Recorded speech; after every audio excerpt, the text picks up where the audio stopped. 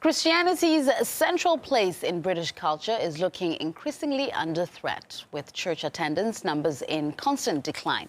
Now, meanwhile, the country's second largest religion, Islam, is growing faster than ever, with some studies suggesting it's on the way to becoming the dominant faith. RT's Polly Boyko has the story.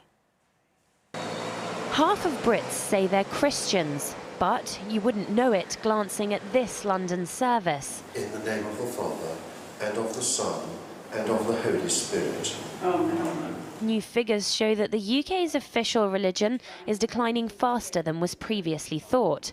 Worshippers are aging, and for the first time ever, fewer than half under the age of 25 describe themselves as Christian.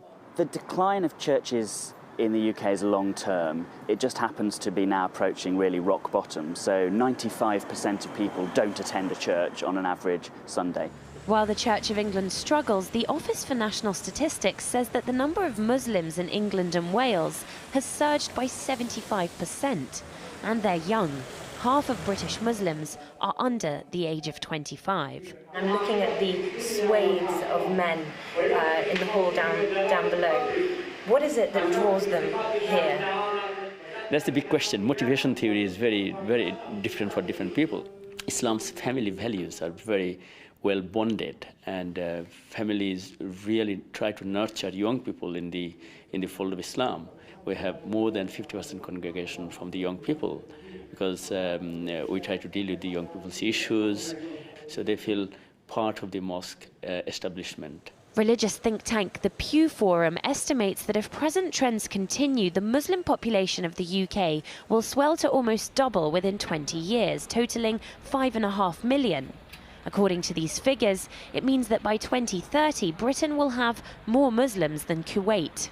It's projects such as this community-based Muslim radio station that could provide the clue as to why the religion is flourishing in the UK.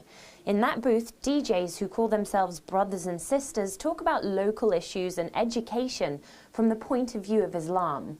Inspire started out as a special transmission during the holy month of Ramadan. It became so popular that it was established as a permanent radio station. It's actually a lot of pressure on the husband, don't you think? It comes with an Islamic ethos that we won't do anything which is deemed non-Islamic on air. Hence, the music element, one may question about the fact of the music that we play on the radio station. We won't have your mainstream music playing on there because majority of it isn't deemed Islamic. We wouldn't advertise anything un-Islamic in the sense that we wouldn't have any adverts for alcohol. We won't have any adverts for, say, for example, gambling, all those kind of things. According to academics, it's the obedience that Islam demands from its followers that's made it more appealing to worshippers and converts from other religions.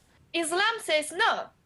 This is no and full stop, and people find a sense of direction in it because their religion of origin has lost that, not because that it didn't have it in the first instance.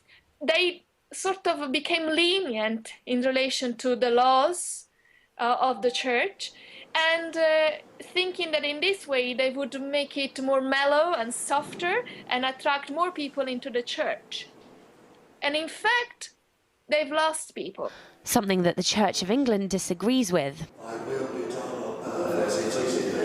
They claim that the death of Christian England has been greatly exaggerated and that the statistics don't reflect the true faith of the population.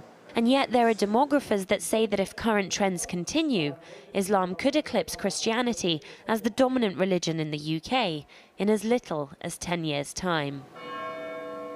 Polly Boyko, RT, London.